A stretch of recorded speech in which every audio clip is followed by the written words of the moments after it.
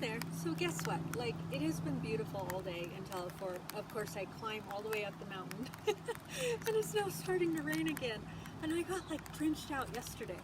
But we're going to make it. I'm going to try and get through this next story, which I feel like I keep saying, it's one of my favorites.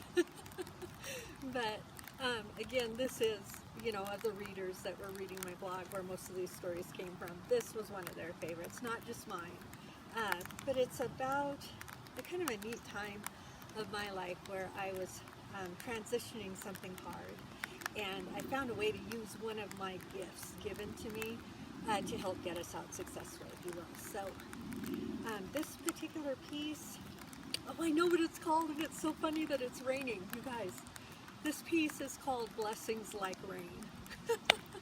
I love that. And so we begin. I walked into the old brick building, sitting humble across amongst skyscrapers, not knowing just what I was walking into. The entrance was dark and dim, and off in the distance were 3 illuminated photo stations against the same wall.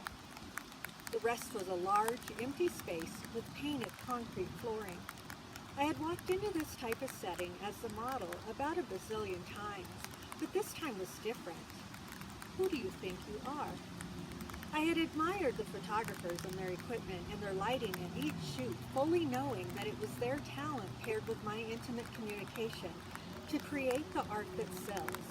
I loved what I did, but I wanted to see what they saw. Who do you think you are? My straw cowgirl hat set low over my eyes, and my wimpy little starter camera hung over my shoulder as I looked for any familiar face there. One photographer, upon seeing me, walked out of the light and into the dim entrance and shook my hand. "Welcome, Andrea. I'm Edward. Come with me. I want you to meet the other photographers." We walked over the familiar electrical cords taped to the concrete floor. "Sheldon, this is Andrea. You'll need to remember this face. She's my new best friend." "What?"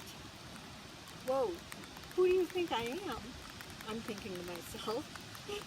"And Ricky, Andrea, but don't get any ideas." They laughed right loud as my insecurity gulped and swallowed hard, and I shook each gentleman's hand. "You ready to go?" he asked me while grabbing an equipment bag and tripod. "Of course," I said with a smile, and turned for the door, not knowing where we were going, or if we were going at all, let alone where we were going. I shadowed his shoots for over 5 hours before we landed ourselves at a cafe table for a coat over where you've been ice cubes. I had nearly forgotten that he was the most sought-after photographer in this city and then some, but his confidence and fluidity were still there to reduce me to zero. How am I even sitting here? I was thinking. "I know your work. How did you get into shooting?" he asked me while tipping back his glass of ice. "I had cancer while I was pregnant with my 3rd child. It was a crazy, scary time, and I didn't know if I would get to see my children grow. I was always a photographer, so I was rarely in any of the pictures. So I searched to find a photographer that would come into my home and shoot my mother moments, like the moments with my children, reading to them, toweling them off after a bath, kissing them goodnight, playing in the grass, blowing kisses into their tummies. I could see the images that I wanted." He sat back and set his foot on the neighboring chair, just listening with his soft green eyes. I couldn't find one, not one lifestyle photographer. Plenty of people willing to shoot pictures of what you look like, just not one that truly came in to shoot what you live and love like. I couldn't figure out if I was taking too long to explain such a simple question. He was listening with a vulnerable silence, so I continued. "So when I was miraculously cured from the cancer, I created my own portrait concept. And, both by an act of God, the clients, they just kept coming.